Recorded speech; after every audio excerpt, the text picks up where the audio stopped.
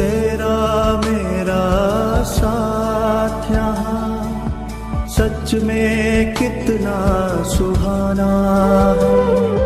जी भर मिलन मनाने का बस यही ठिकाना है। तेरा मेरा साथ यहाँ सच में कितना सुहाना है। जी भर मिलन मनाने का बस यही ठिकाना है। बरसे मुझ पर निरंतर यहाँ तेरी किरणों का प्रकाश। तेरी नगरी में आकर भगवन हो रहा सुखद एहसास। तेरी नगरी में आकर भगवन हो रहा सुखद एहसास।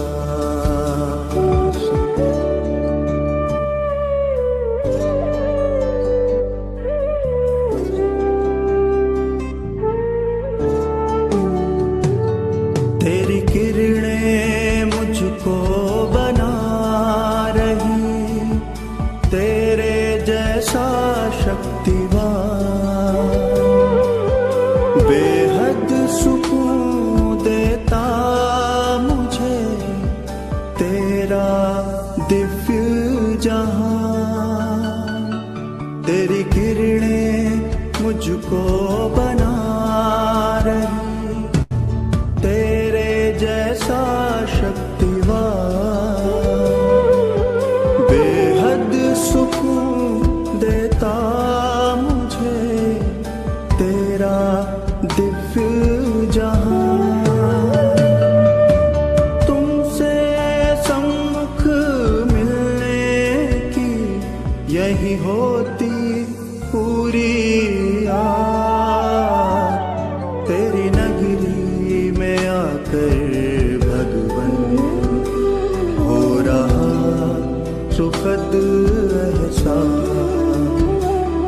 तेरी नगरी में आकर भगवन हो रहा सुखद एहसास।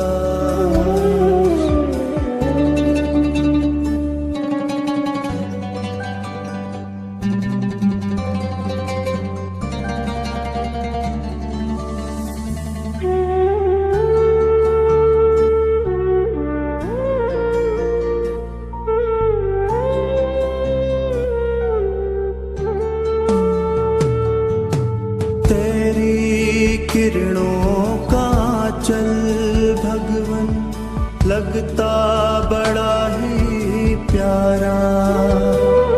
तू चमके जैसे सूरज यहाँ, मैं चमकूं जैसे तारा। तेरी किरणों का चल भगवन लगता बड़ा ही प्यारा। तू चमके जैसे सूरज यहाँ, मैं चमकूं जैसे तारा। तेरे असीम स्नेह का हो रहा आभास। तेरी नगरी में आकर भगवन हो रहा सुखद एहसास। तेरी नगरी में आकर भगवन हो रहा सुखद एहसास।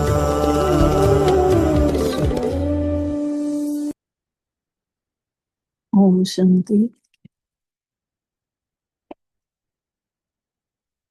महसूस कयूं परमात्मा सां अटूट प्यार। असांजी सोच में भी बाबा, असांजे वाणीअ में भी बाबा जा महावाक्य ऐं कर्मनि में भी बाबा गॾु आहिनि। ईअं अनुभव कंदे मिठड़े बाबल जी मिठड़ी वाणी ॿुधंदासीं। अॼु जी तारीख़ आहे 8 अगस्त 2025। अॼु परमात्मा असां आत्माउनि जे लाइ चवनि था, मिठड़ा ॿार हमेशा इन्हीअ ख़ुशीअ में रहो कि असां 84 जो चक्कर पूरो कयो अथसीं। इहा ख़ुशी हुजे कि असां 84 जो चक्कर पूरो लॻायो अथसीं। वञूं था पंहिंजे घर, बाक़ी थोरा ॾींहं हे करम भोग आहे। बाक़ी थोरा ॾींहं बचियल ॾींहं हे करम भोग जेको हले थो, कंहिंसां कुझु हले थो, कंहिंसां कुझु,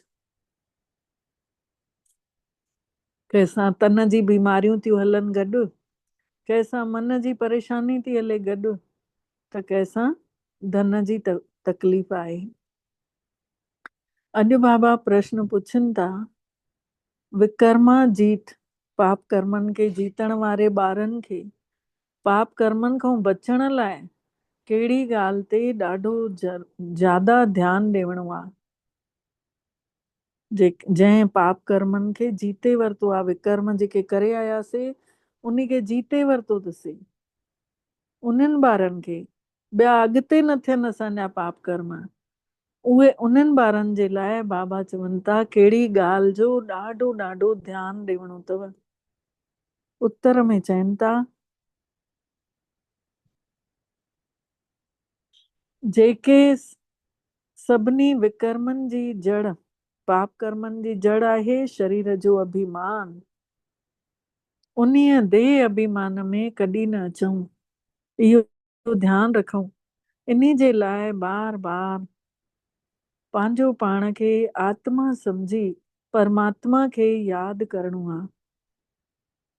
सुठे ऐं बुरे जो फल ज़रूर मिलंदो आहे। सुठो कंदासीं त सुठे जो फल बि सुठो मिलंदो, बुरो कंदासीं त बुरे जो फल बि बुरो भोगणो पवंदो। आख़िरीअ में विवेक खाईंदो आहे। विवेक बुद्धीअ जे अंदरि हूंदो आहे, उहो आख़िरीअ में गवाही ॾींदो आहे कि तूं काथे काथे कहिड़े हुन में पाप कये, कहिड़े समय में। आख़िरीअ में सॼो लेखो जोखो अखियुनि जे साम्हूं घुमंदो आहे। त हिन जन्मनि जे पापनि जो बोझ हल्को करण लाइ भॻवान खे सभु कुझु सच सच ॿुधाइणो आहे। ओम शांति। वॾे खां वॾी मंजिल आहे यादि जी। घणनि खे छड़ो ॿुधण जो शौक़ु हूंदो आहे। ज्ञान खे सम्झण त ॾाढो सवलो आहे। 84 जे चक्कर खे बि सम्झणो आहे। स्व जो दर्शन, पंहिंजे पाण खे आत्मा ॾिसंदी रहे कीअं 84 जो चक्कर लॻाए आई आहे। घणो कुझु बि कान्हे। तव्हां ॿार सम्झो था कि असां सभु स्वदर्शन चक्रधारी ठही विया आहियूं। स्व जो दर्शन कंदे था रहूं आत्माऊं। स्वदर्शन चक्र सां कंहिंजो गलो नथा कटियूं। शास्त्रनि में लिखायो अथई न, असुरनि जो अकासुर जो बकासुर जो गलो कटियूं। इहो गलो नाहे कटणो। जीअं श्री कृष्ण खे ॾेखारियो अथऊं, हाणे हे लक्ष्मी नारायण जा 2 रूप आहिनि। छा उन्हनि खे स्वदर्शन चक्र आहे? बाबा पुछनि था, पोइ श्री कृष्ण खे चक्र छो ॾेखारियो अथऊं? हिकु किताब कढनि था जंहिंमें श्री कृष्ण जा अहिड़ा अहिड़ा ॾाढा घणा चित्र ॾेखारनि था। परमात्मा पिता शिव बाबा अची करे असां आत्माउनि खे योग सेखारनि था, राजयोग। न कि इन चक्कर सां असुरनि जो घात कनि था। बाबा चवनि था राजयोग सेखारनि था, लेकिन घात नथा करनि असुरनि जो। असुर उन्हनि खे चइबो आहे जंहिंजो आसुरी स्वभाव आहे। कोई चवंदा आहियूं न रावण वांगुरु रड़ियूं थो करे, कोई चवंदा आहियूं न जिन्नो आई छा जे एॾो थी चिखे थो। त इहे सभु आहिनि विकार। बाक़ी माण्हू त माण्हू ई आहे न। ईअं न कि स्व जो दर्शन चक्र फेराईंदे फेराईंदे सभिनी खे मारींदा, ईअं त कंदा कोन। भॻतीअ में छा छा चित्र वेही ठाहे छॾिया अथऊं। राति ॾींहं जो फ़र्क़ु आहे। तव्हां ॿारनि खे हिन सृष्टिअ जे चकर ऐं सॼे संसार जे नाटक खे ड्रामे खे ॼाणणो अथव। छोकी सभु एक्टर आहिनि, उहे त ॾिसो हद जा एक्टर जेके ड्रामे खे ॼाणनि था। ऐं हे आहे बेहद जो ड्रामो। जेको हो पिक्चर हूंदी आहे उहा 3 कलाके जी पिक्चर हूंदी आहे, ऐं हीअ पिक्चर जेका आहे हीअ अनलिमिटेड पिक्चर आहे, 5000 साल जी, ऐं तुरंत वरी चालू बि थी वञे नई ॿीहर। हिन में डिटेल में न सम्झी सघंदा, उहे त 2 कलाकनि जो पिक्चर हूंदी अथनि, डिटेल में रोल बि ॼाणींदा आहिनि। पर हे त 84 जन्मनि खे ॼाणणो पवंदो आहे। भॻवान ने सम्झायो तंहिं कि मां ब्रह्मा जे रथ ते अचां थो पियो। ब्रह्मा जे शरीर में अची वियां थो। ब्रह्मा जा बि 84 जन्मनि जी कहाणी आहे न। कहाणी हुजणु घुरिजे जेका सभिनी खे ॿुधाए सघूं, पर माण्हुनि जी ॿुद्धीअ में इहे ॻाल्हियूं अची न सघंदियूं। इहो बि नथा सम्झनि कि 84 लख जन्म आहिनि या 84 जन्म आहिनि। बाबा चवनि था इहो बि नथा सम्झी सघनि। परमात्मा चए थो तव्हांजा 84 जन्म अथव, उन्ही जो मां सॼो डिटेल सम्झायांव थो कहाणीअ जे रूप में। अगरि 84 जा लख जो जन्म हुजनि हा त केतिरा साल मूंखे ॿुधाइण में ई लॻी वञनि हा। तव्हां त हिकु सेकेंड में ॼाणे था वञो।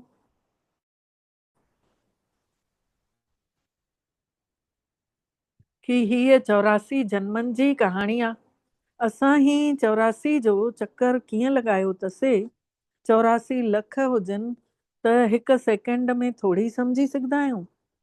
84 लख जूणनि जो डिटेल हिकु सेकेंड में थोरी सम्झी सघंदा आहियूं, पर 84 जन्मनि जो डिटेल सम्झी था वञूं कि 8 जन्म सतयुग में, 12 जन्म त्रेतायुग में, 21 जन्म द्वापर में ऐं 42 जन्म कलयुग में, 83 थिया। ऐं हे 84 जन्म जंहिंमें पाण वाणी ॿुधूं था संगम युग जो। 84 लख जन्म त आहिनि ई कान। तव्हां ॿारनि खे बि ख़ुशी हुजणु घुरिजे कि असांजो चक्कर पूरो थिए थो, हाणे असां घर वञूं था। बाक़ी थोरा ॾींहं हे कर्म भोग आहे।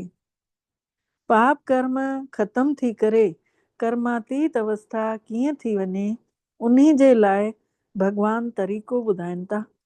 बाक़ी सम्झाणी ॾियनि था कि हिन जन्म में जेके बि विकर्म थिया अथव उहे लिखी करे ॾेई छॾियो त बोझ हल्को थी वञेव।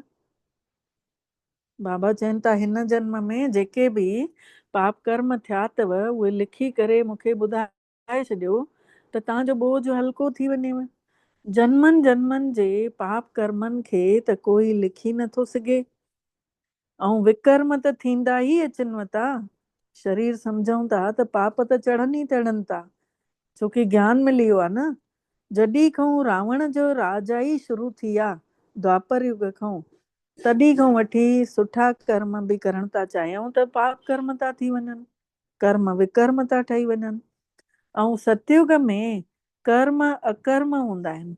सतयुग में कोई प्रभाव ई न पवंदो आहे सुठे कर्म जो, कहिड़ो कर्म कयोसीं कुझु यादि न हूंदो आहे, करे ऐं किनारे थी वेंदा आहियूं। भॻवानु वाच परमात्मा चवनि था तव्हांखे कर्म अकर्म ऐं विकर्म जी गति सम्झायांव थो पियो। विकर्मा जीत, विकर्मा जीत जो जेको संबत आहे लक्ष्मी नारायण खां शुरू थो थिए। सतयुग में बि श्री कृष्ण जंहिं महिल हुजे थो तंहिं महिल न, जंहिं महिल श्री कृष्ण जो विहांउ थो थिए उन जो नालो नारायण थो पवे, पोइ इहो विकर्मा जीत संबत शुरू थो थिए। ॾाकण वारे चित्र में पूरो साफ़ साफ़ लिखियलु आहे। शास्त्रनि में इहे कोई ॻाल्हियूं कोन आहिनि। सूर्यवंशी चंद्रवंशी जो रहस्य बि तव्हां ॿारनि ने ई सम्झो अथव कि असां ई हुयासीं।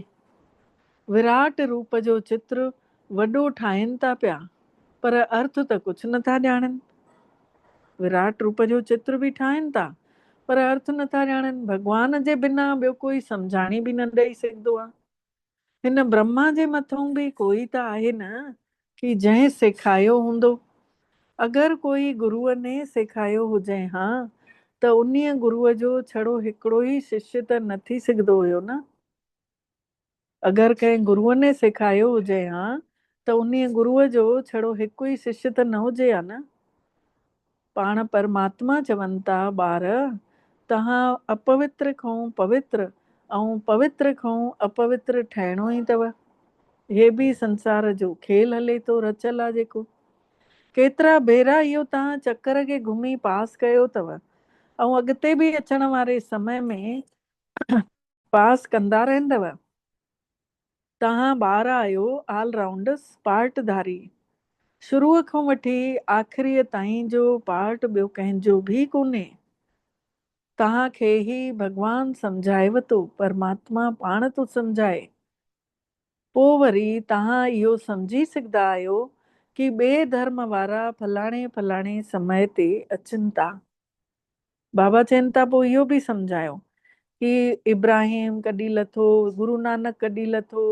पोइ उन्हनि जो विश्वास वेंदो न कि इहे त सच ॿुधाइनि था। तव्हांजो त ऑलराउंड पार्ट अथव। असां त 84 जो पूरो चक्कर लॻाईंदासीं। क्रिश्चियन जे लाइ इहो न चवंदासीं कि इहे सतयुग में हुया। उहे त द्वापर जे बि विच में अचनि था। हे ज्ञान बि तव्हां ॿारनि जी ई ॿुद्धीअ में अथव। कंहिंखे बि सम्झाए सघंदा आहियो। हे ज्ञान असां ॿारनि जी ॿुद्धीअ में आहे जो कंहिंखे बि सम्झाए सघंदा आहियूं। ॿियो कोई बि सृष्टिअ जे शुरूअ खां वठी वरी आख़िरीअ ताईं बि नथा ॼाणनि। रचयिता खे ई नथा सुञाणनि त रचना खे कीअं ॼाणींदा। परमात्मा खे ई नथा ॼाणनि त आत्माउनि जो बि कीअं सुञाणींदा। बाबे पाण सम्झायो तंहिं जेके सचियूं ॻाल्हियूं आहिनि उहे छपाए करे ऐं हवाई जहाज तां हेठि किरायो हर जॻह पहुचनि त उहे पॉइंट या जेके बि टॉपिक ठाहियूं था उहे लिखणु घुरिजनि। ॿार चवनि था कमु कोन्हे। बाबो चए थो इहा सेवा त घणी अथव। एकांत में वेही करे इहो ई कमु कयो। जेके बि वॾियूं वॾियूं संस्थाऊं आहिनि, जेके बि गीता पाठशालाऊं आहिनि, उन्हनि खे सभिनी खे जाॻायो, सभिनी खे संदेश ॾींदा वञो। हे पुरुषोत्तम संगम युग आहे। जेके सम्झ वारा हूंदा उहे झटि सम्झी वेंदा कि ज़रूरु संगम युग ते ई नए संसार जी स्थापना जो कमु हले थो ऐं पुराणो संसार जो विनाश थो थिए। बाबा चवनि था ज़रूरु संगम ते इहो थिए थो। असांजा पुराणियूं आदतां जेके आहिनि किना जंहिंजे करे असां दुखी थिया हुआसीं, ॿियनि खे बि क्रोध करे दुखी कंदा हुआसीं, उहे सभु विनाश था थींदा वञनि हाणे जेतिरो भॻवान खे यादि था कयूं त। सतयुग में पुरुषोत्तम माण्हू हूंदा आहिनि। हिन महिल महिनत कयूं था पोइ सतयुग में सभिनी खां सुठा ठही वेंदासीं, उत्तम में उत्तम। हिते त आसुरी स्वभाव वारा अपवित्र माण्हू आहिनि। इहो बि बाबा ने सम्झायो अथईं कि कुंभ जो मेलो जेको बि लॻे थो उते माण्हू त वञनि था सनानु करणु। छो सनानु करणु वञनि था? छोकी उहे पावन पवित्र थियणु था चाहिनि। त जाते जाते माण्हू सनानु करणु वञनि था उते वञी करे सेवा करणु घुरिजे न। जेके बि तीर्थ स्थल नाले वारा आहिनि, हरिद्वार आहे, उते गंगा आहे, इलाहाबाद आहे, उते उज्जैन में जाते बि कुंभ जो मेलो लॻे थो या माण्हू कंहिं ज़रिए वञनि था सनानु करणु त उते बाबा चवनि था वञी करे तव्हां बि सेवाऊं करे अचो। माण्हुनि खे सम्झाइणु घुरिजेव न कि इहे पाणी थोरी तव्हां आत्माउनि खे पवित्र ठाहींदो। इन सां त शरीर धोपदव। तव्हां वटि त चित्र बि अथव सम्झाणी ॾियण लाइ। गीता पाठशालाउनि में वञी करे इहे पर्चा विराए अचो। ॿार सेवाऊं घुरनि था, इहो वेही करे लिखो कि गीता जो भॻवानु परम पिता परमात्मा शिव आहे न कि कृष्ण आहे। पोइ वरी उन जी बायोग्राफी जी महिमा बि लिखो, उन जो पूरो डिटेल बि लिखो श्री कृष्ण जो। शिव बाबा जी बि बायोग्राफी लिखो, पोइ पंहिंजो पाण उहे जज कंदा कि इहे पॉइंट लिखणो घुर्जे कि पतित पावन केरु आहे। बाबा चवनि था ॿिन्हिनि जी बायोग्राफी लिखो, कृष्ण जी बि श्री शिव जी बि। पोइ पंहिंजो पाण उन्हनि जे मन में ईंदो कि सही छा लिखणु घुर्जे, पतित आत्माउनि खे पावन ठाहिण वारो केरु। वरी शिव ऐं शंकर जो भेद बि ॾेखारणो अथव। बाबा चवनि था ॿिन्हिनि जो अंतर ॾेखारियो कि शिव अलॻि आहे, शंकर अलॻि आहे। इहो बि बाबे ने सम्झायो अथई। ग्रंथ में लिखियल आहे न, चौपाई साहब में, कि शिव शंकर बैठे कैठा, महामूढ़ कछु भेद न जानत, महादेव को कहत सदाशिव, निराकार का चीन ही नहीं भव। मतलब शिव ऐं शंकर खे खटो वेठल ॾेखारियो अथऊं। अहिड़ा मूढ़ मती माण्हू आहिनि जेके की सुञाणनि ई कोन था कि शिव अलॻि आहे, शंकर अलॻि आहे। महादेव को कहत सदाशिव, शंकर खे ई सदाशिव था चई छॾनि, और निराकार खे सुञाणनि कोन था, निराकार का चीन ही नहीं भव। इहो बि बाबा ने सम्झायो अथई। पूरे 5000 सालनि जो हे हिकिड़ो चक्कर आहे, सतयुग, त्रेता, द्वापर, कलयुग ऐं संगम युग। माण्हू 84 जन्म वठनि था, न कि 84 लख जन्म। इहे मुख्य ॻाल्हियूं सार में करे लिखणियूं घुर्जनव। ऐं वरी हवाई जहाज तां पर्चा बि केरे सघंदा आहियो, सम्झाए बि सघंदा आहियो। हे जीअं गोलो आहे न सृष्टि चक्र जो, इन में पूरो क्लियर लिखियल अथव कि फलाणे फलाणो धर्म फलाणे फलाणे समय ते अची ठहे थो पियो। त इहो गोलो बि त हुजणु घुर्जेव न। इन करे मुख्य 12 चित्रनि जा कैलेंडर बि छपवाए सघंदा आहियो, जंहिंमें सॼो ज्ञान अची वञेव ऐं सेवा बि सवली थी सघेव। बाबा चवनि था पोइ सेवा बि सवली थी सघेव। इहो चित्र बिल्कुलु ज़रूरी अथव। कहिड़ा चित्र ठाहियो था, छा छा पॉइंट लिखणु घुर्जनव, उहे वेही करे लिखो। कहिड़ा चित्र ठाहियो था, छा छा पॉइंट उन में लिखणु घुर्जनव, इहो वेही करे लिखो। तव्हां गुप्त वेश में वञी करे न पुराणे संसार जो बदलाव कयो था। दीदी जन खे त हर जॻह न घुसण ॾींदा अछी साड़ी में। असां त रंगीन ड्रेस में बि वञी करे गुरुद्वारनि में बि सेवा करे सघंदा आहियूं, त मंदरनि में बि करे सघंदा आहियूं। बाबा चवनि था तव्हां गुप्त ॿार आहियो, अननोन वॉरियर्स, जंहिंखे कोई सुञाणेव ई नथो, कोई नथो ॼाणेव। परमात्मा बि गुप्त आहे, उन जो ज्ञान बि गुप्त आहे। इन जो कोई शास्त्र ठहंदो ई कान्हे। ॿिया धर्म स्थापना करण वारा बाइबल खे छापींदा आहिनि ऐं उन खे पढ़ंदा वेंदा आहिनि, हर हिक खे छापनि था।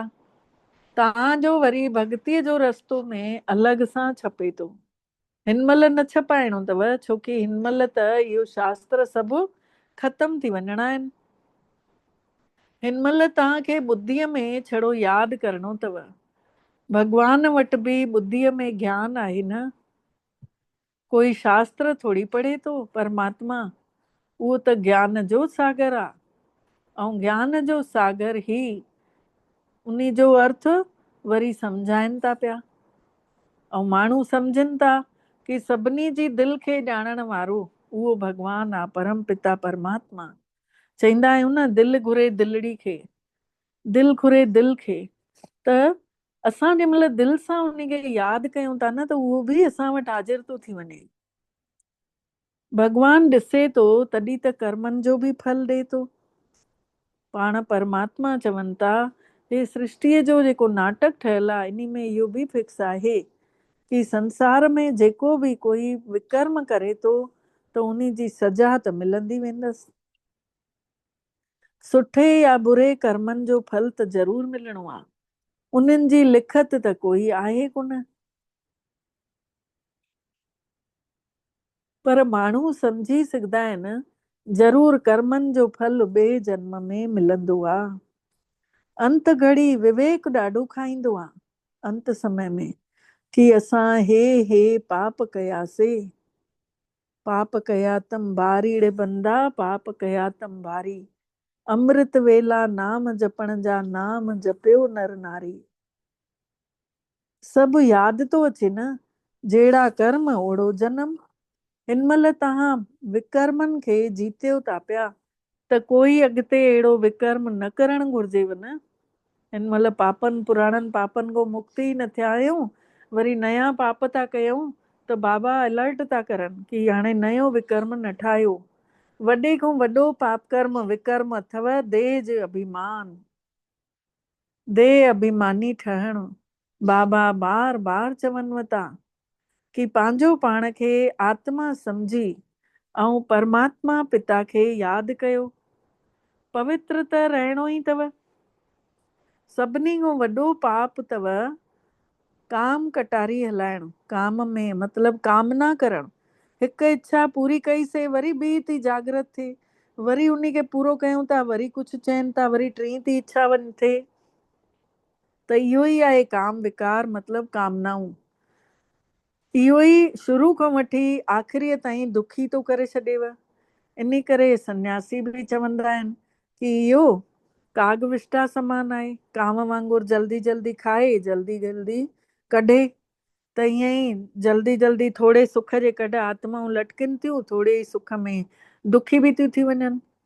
पर उते दुख जो नालो ई न हूंदो आहे। जाते आत्मा था सम्झूं उते दुख जो काथे नालो ई कोन्हे। ऐं हिते ॾिसो त दुख ई दुख भरिया पिया आहिनि। इन करे सन्यासिन खे वैराग ईंदो आहे, पर उहे जंगल में हली था वञनि। उन्हनि जो आहे हद जो वैराग, ऐं तव्हांजो अथव बेहद जो। उहे त छड़ो पंहिंजे ॿिनि ॿारनि, हिकु ॿार खे छॾे हली था वञनि। ऐं हिते त असां घर गृहस्थ में रहंदे सभु ज़िमेदारियूं पूरियूं कंदे असांखे कंहिं शइ में आकर्षण नथो थिए। हीअ दुनिया ई गंदी थी वई आहे। सभु चवनि था बाबा अची करे असांजा दुख कटे असांखे सुख ॾियो। भॻवान ई त आहे दुख हरता सुख करता। तव्हां ॿार ई सम्झो था कि नई दुनिया में हिननि देवताउनि जी राजाई हुई। उते कंहिं बि तरीक़े जो दुख ई न हुयो। जॾहिं कोई शरीर छॾींदो आहे त माण्हू चवंदा आहिनि न कि हे स्वर्गवासी थियो, सुर्गी सुर्गनि में वियो, ईअं चवंदा आहिनि न। पर इहो थोरी सम्झंदा आहिनि कि असां नर्क में आहियूं। असां जॾहिं मरूं तॾहिं त पोइ स्वर्ग में वञूं। पर उहो बि स्वर्ग में वियो या नर्क में आयो? बाबा पुछनि था कि उहो बि स्वर्ग में वियो या नर्क में आयो? पर माण्हू त कुझु नथा सम्झनि। तव्हां ॿार टे पीउ जा राज सभिनी खे सम्झाणी ॾेई सघंदा आहियो। ॿ पीउ त सभु सम्झंदा अथव। ॿ पीउ खे त सभु कोई ॼाणे थो। आत्मा जो पिता परमात्मा जो आत्मा जो पिता परमात्मा ऐं शरीर जो माउ पीउ। इहे ॿ पिता सभु कोई थो ॼाणे। ऐं हे जेको आहे ज्ञान ॾियण वारो प्रजापिता ब्रह्मा, उहो हिते संगम युग ते मिलियो आहे। त ब्राह्मण बि त घुर्जनि न। उहे ब्राह्मण कोई ब्रह्मा जे मुख सां पैदा थियल थोरी आहिनि। जेके दुनिया वारा ब्राह्मण आहिनि उहे ब्रह्मा बाबा जो ज्ञान ॿुधी थोरी पैदा थिया आहिनि। त इन करे बाबा सम्झाणी ॾियनि था। ॼाणियो बि था ब्रह्मा हुयो, इन करे ब्राह्मण देवी देवताए नमः चओ था। चवंदा आहिनि न, इहो नथा ॼाणनि कि कंहिंखे चऊं था। कहिड़ा ब्राह्मण आहिनि? तव्हां आहियो पुरुषोत्तम संगम युग जा ब्राह्मण।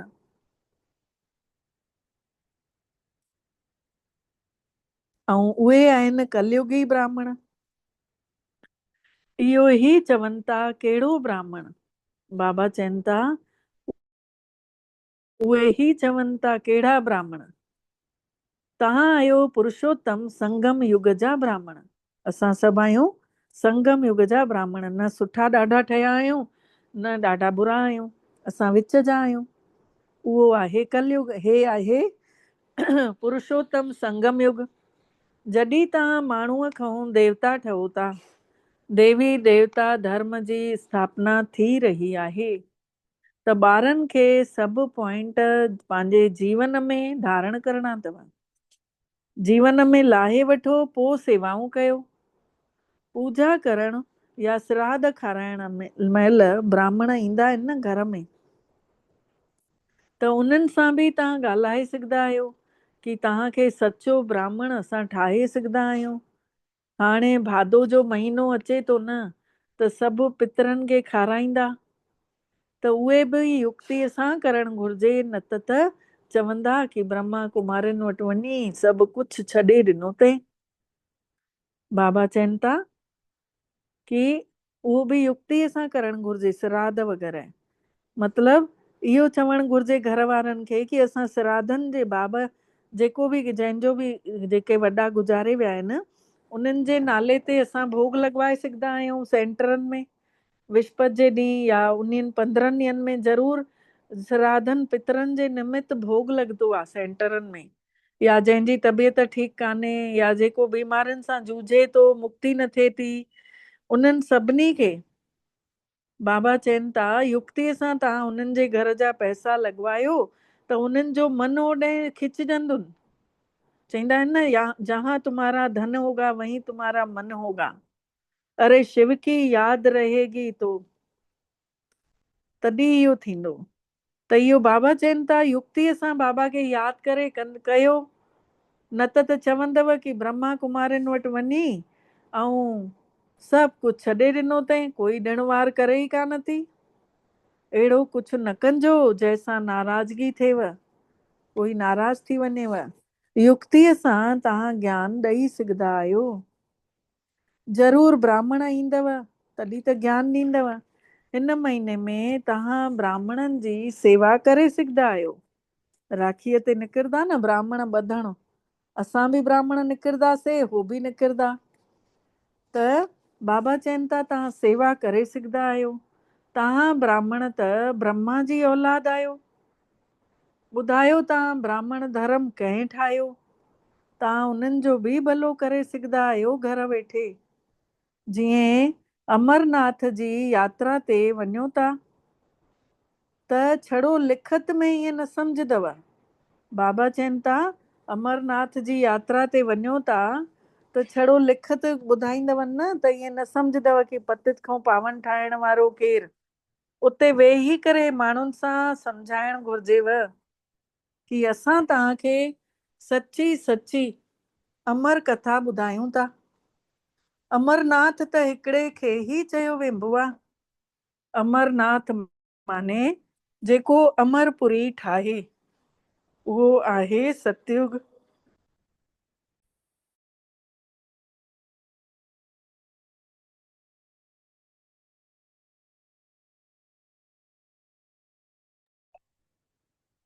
बाबा चवनि था अमरनाथ जी यात्रा ते वञनि था पर लिखी करे ॿुधाईंदवनि त न सम्झदव एतिरो।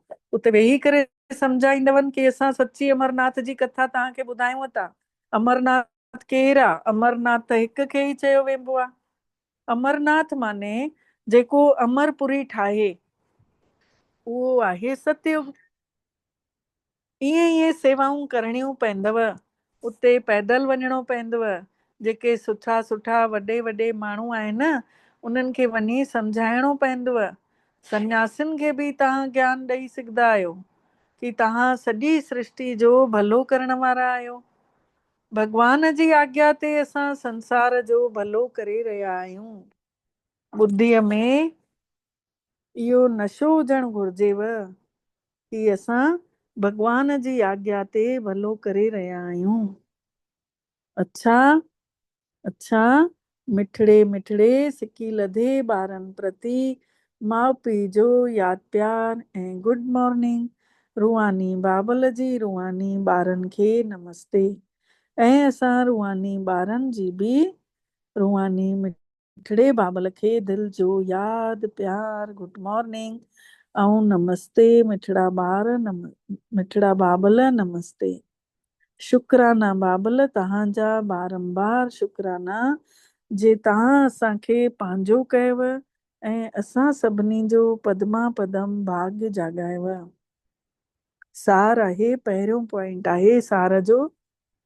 एकांत में जेॾी महिल फुर्सत मिलेव थी त ज्ञान जे सुठे सुठे पॉइंटनि ते वीचार करे ऐं मंथन कयो। वीचार सागर मंथन। वीचार कीअं ईंदा आहिनि? झटि झटि ईंदा वेंदा आहिनि न। हिकु वीचार हलंदो आहे, वरी ॿियो ईंदो आहे, वरी टियों ईंदो आहे, वरी चौथों ईंदो आहे। इन करे बाबा चवंदो आहे वीचार सागर मंथन कयो। सागर में जीअं लहरां उथंदियूं आहिनि न, तीअं वीचारनि जूं लहरां मन में उथंदियूं रहंदियूं आहिनि। ऐं मनन चिंतन करे, मंथन करे पोइ लिखणु घुरिजे। जीअं सभिनी खे ताईं इहो वञे हली कि भई परमात्मा हिन धरती ते अची चुकियो आहे। सभिनि जो भलो करण जा तरीक़ा ॻोल्हणा आहिनि। ॿियो पॉइंट आहे पाप कर्मनि खां बचण जे लाइ पंहिंजो पाण खे आत्मा सम्झी ऐं परमात्मा खे यादि करणो आहे। हाणे कोई बि पाप कर्म न करणो आहे। हिन जन्म जा कयल पाप कर्म भॻवान खे सच सच ॿुधाए छॾियऊं। हिन जन्म जा कयल रोज़ राति जो जेको बि असां सां थिए थो, कॾहिं बुरो थो थी वञे, कॾहिं सुठो थो थी वञे, सभु कुझु तेरा तुझको अर्पण कया लागे मेरा करे छॾियऊंसि। पोइ असांजे भाग जो जेको हूंदो उहो रखंदो थोरी। उहो असांजे भाग में जेको हूंदो मिलंदो। जीअं हाथी हूंदो आहे, उन जे मथां महावत वेठो हूंदो आहे, त माण्हू पब्लिक उन खे खाराईंदा आहिनि। कोई केला ॾींदा आहिनि, कोई कुझु ॾींदा आहिनि, कोई पैसा ॾींदा आहिनि। त हाथी सभु कुझु महावत खे ॾींदो वेंदो आहे। पोइ उन जे हिसे जो जेको खाइण लाइक़ु शयूं हूंदियूं आहिनि, उहो महावत उन जी सूंड में रखंदो आहे। पोइ उहो हाथी खाईंदो आहे। त असांखे बि ईअं ई करिणो आहे। पाप कर्मनि खां बचण जे लाइ पंहिंजो पाण खे आत्मा सम्झी परमात्मा खे यादि करिणो आहे। हाणे कोई बि पाप कर्म न करिणो आहे। हिन जन्म जा कयल पाप कर्म सभु भॻवान खे सच सच ॿुधाए छॾिणा आहिनि। अॼु जो वरदान आहे अटल भावी खे ॼाणींदे बि। हीअ भावी जेका आहे, हले थो जेको ड्रामो, इन में हर शइ अटल आहे। असां कुझु न करे सघंदा आहियूं। सोचे सोच न हो वई जे सोचे लखवार। असांजे चवण सां कुझु न चेंज थी सघंदो आहे। जेको भॻवान ने रचे रखियो अथई उन्हीअ ते ई असांखे राज़ी रहणो आहे, उन ते ई हलणो आहे। त अॼु बाबा वरदान ॾियनि था। महसूस कयूं परमात्मा जो वरदान। ब्रह्मा बाबा जे तन में वेही भॻवान हिन धरतीअ ते आयो आहे। हिन सेवा स्थान ते अची असांजे साम्हूं बीठो आहे।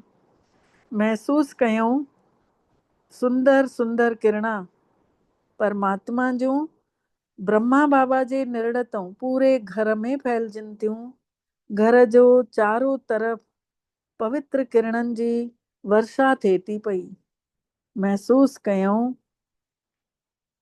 पाण सभु वरदान खे इहा वर्षा वठदे वठदे मींहं परमात्मा जे शक्तिशाली बारिश में असां आत्माऊं भिॼंदे भिॼंदे बाबा जो वरदान ॿुधूं था।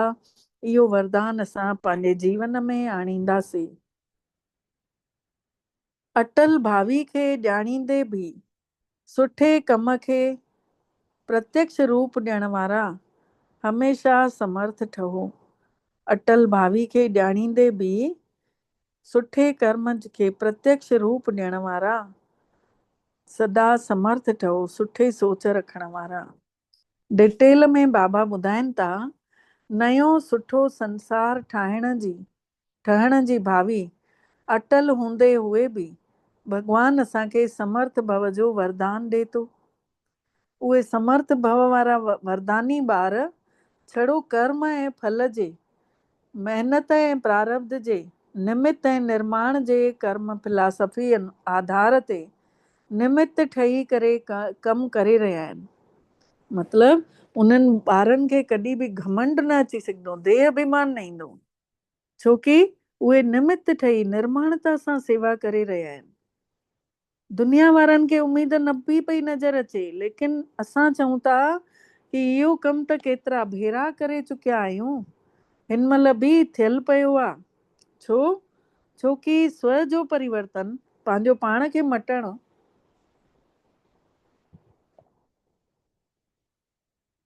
पंहिंजो पाण खे मटे था छॾियूं त कुझु असांखे सबूत ॾियण जी ज़रूरत ई कान्हे, कोई ॿियो प्रमाण ॾेखारण जी ज़रूरत ई कान्हे। गॾु गॾु भॻवान जो कमु आहे त सफल त थियो ई पियो आहे। इहो सम्झी था हलूं कि परमात्मा जो कमु थो हले, उहो ॼाणे, उन जा कम ॼाणनि। सम्झो पोइ त सफल ई लॻा पिया आहियूं। अॼु जो स्लोगन आहे, चवणु घटि करणु घणो। इहो सुठो लक्ष्य असां आत्माउनि खे महान ठाहे छॾींदो। चवणु घटि ऐं करणु वधीक, इहो सुठो लक्ष्य असां आत्माउनि खे महान ठाहे छॾींदो। अॼु जो अव्यक्त इशारो आहे, भॻवान जे प्यार जा अनुभवी ठहो। अगरि सवलो योग लॻाइणो अथव त सेवा में पाण बि चढ़ंदी कला जो सफलता पाइण जो आधार अथव हिकु भॻवान सां अटूट प्यार हुजेव। परमात्मा जे सवाइ कुझु बि नज़र न अचेव। सोच में बि बाबा, वाणीअ में बि बाबा, कर्मनि में बि बाबा जो साथ। त अहिड़ी लवलीन स्थिति में रही करे हिकिड़ो शब्द बि ॻाल्हाईंदव त उहे प्यार जा ॿोल तव्हांजी आत्मा खे बि प्यार में ॿधी छॾींदा। भॻवान खे यादि कंदे कंदे कंहिंसां बि ॻाल्हाईंदासीं त इहो जादू करे छॾींदा। तॾहिं त चवंदा आहिनि न, ब्रह्मा कुमारियूं जादू कंदियूं आहिनि, छोकी उहे जन यादि में रही करे ॻाल्हाईंदियूं आहिनि कंहिंसां बि, त हर कंहिंखे प्रभाव पए थो। त उहे आत्माऊं बि भॻवान जे प्यार जी डोर में ॿधदियूं वेंदियूं। त अहिड़ियुनि लवलीन आत्माउनि जो हिकिड़ो बाबा शब्द ई जादूअ जो कमु कंदो। अहिड़ियूं जेके लवलीन आत्माऊं हूंदियूं, उन्हनि जो हिकिड़ो ई शब्द बाबा, इहो बि जादूअ जो कमु कंदो। अच्छा, ओम शांति। पंहिंजो पाण खे यादि ॾिवायूं, मां मास्टर सर्वशक्तिवान आत्मा आहियां। मां विजयी आत्मा आहियां। विजय मुंहिंजो जनम सिद्ध अधिकार आहे। छो जे मान सां गॾु हज़ार भुजाउनि वारो भॻवान आहे। उहो मुंहिंजो सचो साथी आहे। इन करे मुंहिंजी त जीत निश्चित आहे। महसूस कयूं मनी मन बाबा जो आह्वान कयूं था ऐं महसूस कयूं था बाबा असांजे साम्हूं अवतरित थी करे पंहिंजी नज़रुनि सां असां आत्माउनि खे निहाल करनि था। परमात्मा जी शक्ति असां आत्माउनि खे अंदरि प्रवेश थी करे ऐं धीरे धीरे असां चमकीला सितारा भॻवान जी शक्ति जूं किरणनि खे महसूस था कयूं।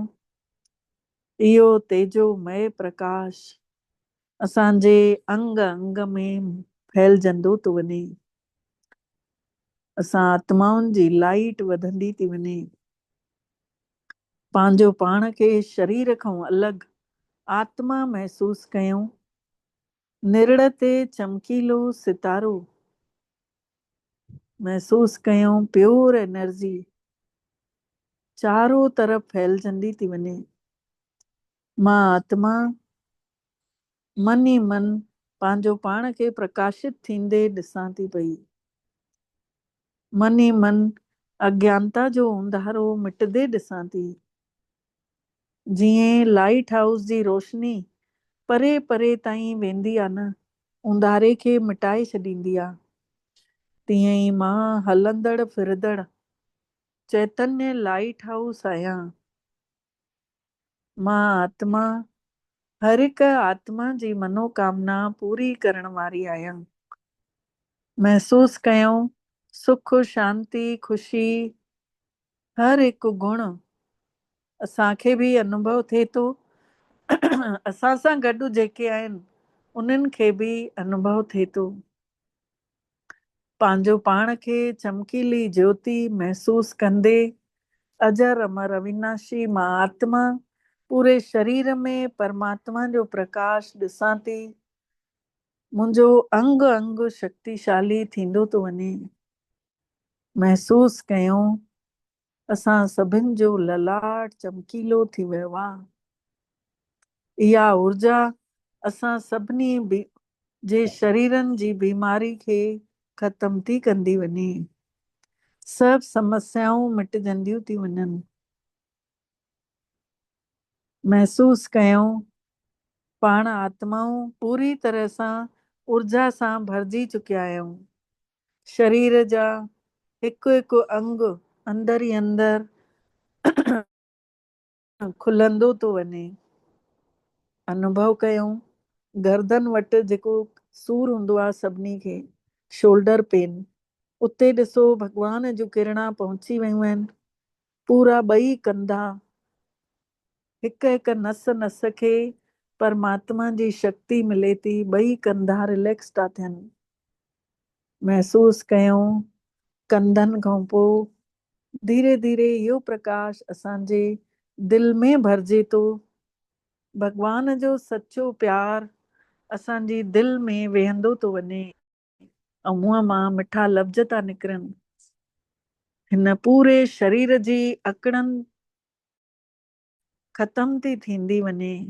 पूरो शरीर अंदर ई अंदर हल्को थी चुकियो आहे। फोकस कयूं पंहिंजे श्वासनि जे मथां। महसूस कयूं असांजूं श्वासां धीरे धीरे ख़र्च थी थियनि। कंहिं तरीक़े जी कोई बि प्रॉब्लम कान्हे। आराम सां महसूस कयूं था शरीर जे अंदर श्वास वठूं था, वरी ॿाहिरि छॾियूं था। अनुभव कयूं ॾिसूं पंहिंजे अंदर ई पूरो शरीर रिलैक्स थी चुकियो आहे। अखियुनि जूं सभु परेशानियूं ख़तम थी वियूं आहिनि। अंदर जलन चुभन कुझु बि कान्हे हाणे। जीअं पाणीअ जा छीटा थधेपन जो अहसासु कराईंदा आहिनि, तीअं ई असांजी अखियुनि में बि भॻवान जी शक्ति अची थधी थधी शीतल ठंडा असां आत्माउनि खे भरिया अथऊं। महसूस कयूं हथनि जूं आङिरियूं पूरी तरह सां रिलैक्स थी वियूं आहिनि। हथनि पेरनि में कोई थकावट ई कान्हे। सॼो जेको बि सूर हुयो, जेका बि अकड़नि हुई, ख़तम थी वई। पाण सभिनि जी पाचन क्रिया बि सुठे नमूने सां ठीक सां शरीर खे नई ऊर्जा पहुचे थी पई। महसूस कयूं पेट जो भारीपन पूरो ख़तम थी चुकियो आहे। हर तरीक़े जो हाणे सूर काथे बि कान्हे। भॻवान जी शक्ति ने मां आत्मा में समाए करे मां आत्मा जे अंदर ई अंदर निकिरंदड़ प्रकाश खे पूरे शरीर में मां आत्मा फैलायां थी। पूरो शरीर शक्तिशाली महसूस थो थिए। पंहिंजे पाण खे प्रकाशवान सितारो ॾिसूं था ऐं महसूस कयूं था भॻवान जो सुरक्षा कवच असां सभिनी आत्माउनि जे अंदर सभिनी जे चारो तरफ़ फैलिजे थो पियो। परमात्मा जी शक्तिशाली किरणा असां आत्माउनि जे मथां वसजंदियूं थियूं रहनि। भॻवान जो सचो प्यार असां आत्माउनि खे बि सचो स्नेह भरींदे भरींदे सचो स्नेही था ठाहे छॾनि, जे असां निस्वार्थ भाव सां सभिनि जी सेवा करे था सघूं। भॻवान सां गॾु कंबाइंड थी वञूं। सुप्रीम सर्जन, सुप्रीम वैद्यनाथ, जंहिंखे केतिरनि नालनि सां पुकारियो वेंदो आहे, अहिड़ो रक्षा कवच असां आत्माउनि खे गॾु ॾिनो अथऊं जो कोई बि समस्या असांखे घेरे ई न सघंदी। मां आत्मा परमात्मा जी शक्तियुनि खे पंहिंजे अंदर समाए पंहिंजो पाण खे शक्तिशाली निरोगी काया वारी महसूस थी कयां। जंहिंजो साथी आहे भॻवान, उन खे छा कंदो आंधी, छा कंदो तूफ़ान। जंहिंजो साथी परम पिता परमात्मा, उन्ही जूं सभु परेशानियूं पंहिंजो पाण ख़तम थियणियूं आहिनि। ऐं मां आत्मा सचो सुख, सची शांति जो एहसास थी कयां। मां परम पवित्र आत्मा आहियां। अनुभव कयूं, परम पवित्र आत्मा निरंतर प्रकाशित ऐं पंहिंजे ई निरड़ ते वेठल भगवान खे टकटकी नज़र लॻाए ॾिसूं था, हिकु करो निहारियूं था।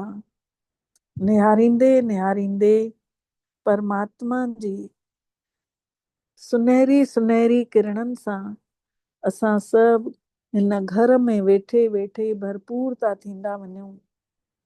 अनुभव कयूं, पंहिंजो पाण खे निरड़ ते वेठे वेठे बाबा खे शुकराना चऊं था। मिठड़ा बाबल जा ॾाढा ॾाढा शुकराना जे तव्हां असांखे पंहिंजो कयो अथव ऐं असां सभिनि जो पदमा पदम भाग्य जाॻायो अथव। ओम शांति, ओम शांति, ओम शांति। तव्हां सभिनि ब्राह्मणनि फरिश्तनि जो बि दिल सां शुकरानो। सभिनी खे ओम शांति। अॼु जी वाणी आहे,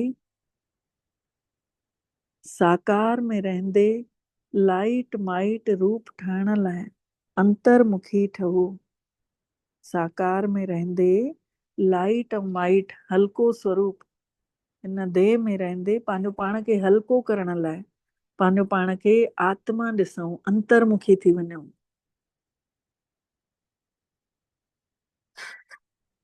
इहो पढ़ी वरितो हुयो छा?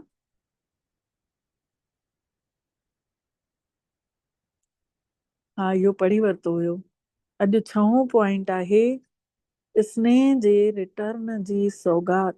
भगवान एॾो प्यार थो करे त उन्ही खे मोट में असां छा था गिफ्ट ॾियूं? त मोट ॾियण लाइ चए थो पवित्र ठहो ऐं योगी ठहो। बसि अॼु जेॾी महिल हिन शरीर ऐं शरीर जे देश खां परे पंहिंजे सूक्ष्म वतन में, जंहिंखे ब्रह्मपुरी चईंदा आहिनि, ब्रह्मापुरी, उते वयमि। दादी गुलजार ॿुधाए थी, उते जंहिं महिल वयमि त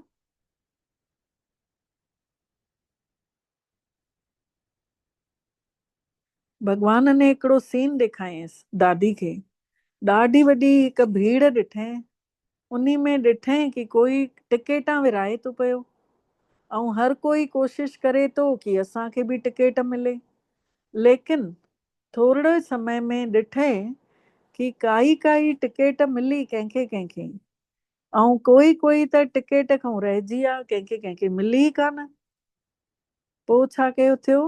जंहिंखे टिकेट मिली उहे अंदर ई अंदर मुस्कुराइनि पिया दिल ई दिल में, ऐं जंहिंखे न मिली उहे हिक ॿिए खे ॾिसनि पिया। उहा टिकेट त काथों जी हुई?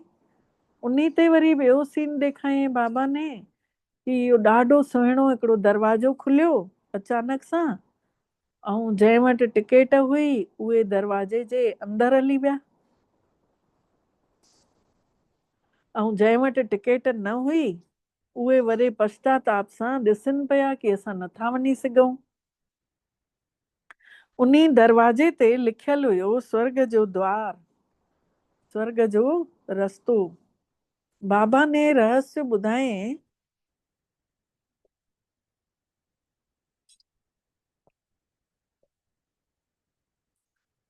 ब्रह्मा बाबा ने रहस्य ॿुधाएं। छा ॿुधाएं? कि परमात्मा पिता सभिनी ॿारनि खां सतयुगी नई दुनिया स्वर्ग में हलण जी टिकेट ॾेवराइनि पिया। पर केतिरा ॿार सोचनि पिया कि हाणे न, पोइ वठी वठंदासीं। लेकिन ईअं न थिएव कि टिकेट मिलण ई बंदि थी वञेव, स्वर्ग में वञण जो रस्तो ई रहिजी वञेव वञण। त बाबा ने चयईं, केतिरा आत्माऊं ॿुधनि थियूं, सोचनि थियूं कि हे कमु छा थो हले पियो, सोचनि था। त बाबा जी ॿारनि जे लाइ इहा ई शिक्षा ॾेई रहिया आहिनि कि हाणे सोचे सोचे करे पंहिंजो भाग्य न विञाए छॾियो। सोचे सोच न हो वई जे सोचे लखवार। सोचींदे सोचींदे पंहिंजो भाग्य न विञाए छॾियो। इहो ई त संगम युग जूं ॻाल्हियूं ओॾे शास्त्रनि में लिखियल आहिनि। पोइ वरी ॿी सीन ॾेखारियईं बाबा कि नदी वहे पई, उन्हीअ नदीअ में परे परे खां केतिरा माण्हू सनानु कनि पिया। केतिरा त साम्हूं हुया लेकिन सनान ई न पिया कनि, बल्कि उन्हनि खे जेके साम्हूं रहण वारनि खां कोई पुछनि पिया न कि नदी काथे आहे कि असां वञी सनानु कयूं। लेकिन जेके नज़दीक रहण वारा हुया उन्हनि खे नदीअ में सनानु करण जो महत्व ई न हुयुनि। ऐं जेके प्यासा हुया उन्हनि खे उन प्यास जो मूल्य प्यास जो मूल्य घटि कराइनि पिया। पोइ वरी बाबा ने चयनि कि ॿार हे जेको ज्ञान गंगा आहे, गंगा जे जेके साम्हूं रहनि था नज़दीक वारा जेके आबू निवासी आहिनि, जेके मधुबन में रहनि था, उ परियों परियों को माण्हू अची एतिरो सनानु करनि था हिते, लेकिन हितों वारा इन ई महत्व खे ॼाणनि ई कोन था ऐं परियों वारनि खे बि टालींदे रहनि था। त काथे ईअं न थी वञे कि इन ई भुल में रहिजी वञूं। इन करे बाबा सभु ॿार आहिनि मुंहिंजा, त ॿारनि खे बाबा शिक्षाऊं ॾियनि था। इहो जेको अमूल्य समय अथव, जेको ज्ञान रूपी गंगा में सनानु करण जो मौक़ो मिलियो अथव, उहो कॾहिं बि विञाए न छॾींजो। वरी थोरे समय में बाबा ने ॾिठईं केतिरनि ने त सनानु कयो अथऊं, केतिरनि ने जल भरे रखियो अथऊं, लेकिन कुझु समय खां पोइ नदीअ ने रस्तो मटे छॾियईं। जिन न सनानु कयऊं, जिन न भरे बि न रखियो ऐं ॿियनि खां हिकु हिकु बूंद घुरंदा पिया रहनि। इहे कंहिंजी ॻाल्हि बाबा ॿुधाइनि था? असां ई आत्माऊं। हिन महिल असां जेके मधुबन जे कंठे ते रहनि था उहे ओतिरो नथा सनानु करनि, जेके असां वञूं था उहे वञी ॾींहं राति योग में रही भरे था अचूं पंहिंजो पाण खे। ऐं केतिरा अहिड़ा आहिनि छड़ो ॾिसी करे घुमी हली था अचनि, न सनानु करनि था, न भरे करे रखनि था पंहिंजे लाइ, न ज्ञान ॿुधनि था, न मुरली ॿुधनि था, छड़ो वञी घुमी हली था अचनि। पोइ ॿियनि खां अची घुरनि था हिकु हिकु बूंद ऐं चवनि था मूंखे सकाश ॾे, मूंखे हीअं कर, घुरनि था ऐं तड़फनि बि था। त बाबा ने चयईं कि इहो समय हाणे अचण वारो अथव। वरी बाबा ने सभिनी ॿारनि जे लाइ हिकिड़ो महामंत्र ॾिनई सौगात में। उहो कहिड़ो? बाबा चयईं हिकु त मां परम पिता जी यादि में हुजो, ॿियो हिकु त यादि में हुजो, ॿियो पंहिंजे जीवन खे पवित्र ऐं योगी जीवन ठाहियो। हिकु त यादि में हुजऊं, ॿियो पवित्र ऐं योगी जीवन ठाहियूं। इहो ई भॻवान ने प्यार जे रिटर्न में असां सभिनी खे महामंत्र बि ॾिने ऐं सौगात बि ॾिने।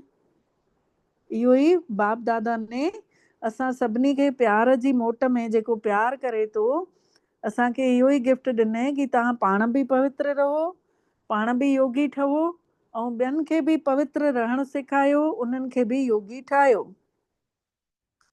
ॿियो पॉइंट आहे कर्म योग ते योग बल जी जीत, अनोखो अनुभव। अॼु जेॾी महिल वतन में वयमि, वंदे साईं छा ॾिठो कि शिव बाबा ऐं पंहिंजो ब्रह्मा बाबा ॿई इकट्ठा वेठा हुया ऐं उन्हनि जे साम्हूं जीअं हिकु नंढड़ी पहाड़ी ठहियल हुई। उहा छा हुई? छा ॾिठईं कि ढेर खां ढेर चिठियूं आयल हुयूं, एतिरियूं चिठियूं हुयूं जे हिकु पहाड़ ठही वियो हुयो चिठियुनि जो। जीअं ई मां उते पहुतमि त ब्रह्मा बाबा ने असांखे ॾिठईं ऐं चयईं कि ईशू काथे आहे? एतिरियूं चिठियूं कठियूं थी वियूं आहिनि।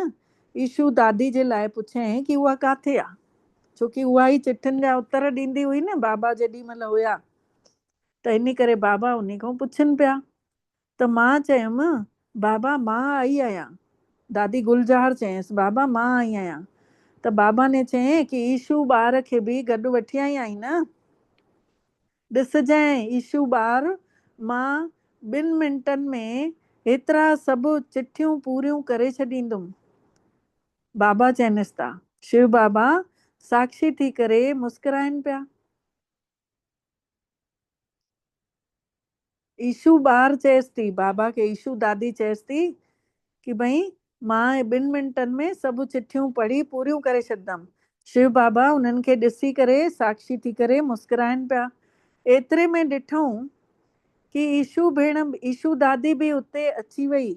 ईशू जो चेहरो बिल्कुलु शांत हुयो, दादीअ जो चेहरो शांत हुयो।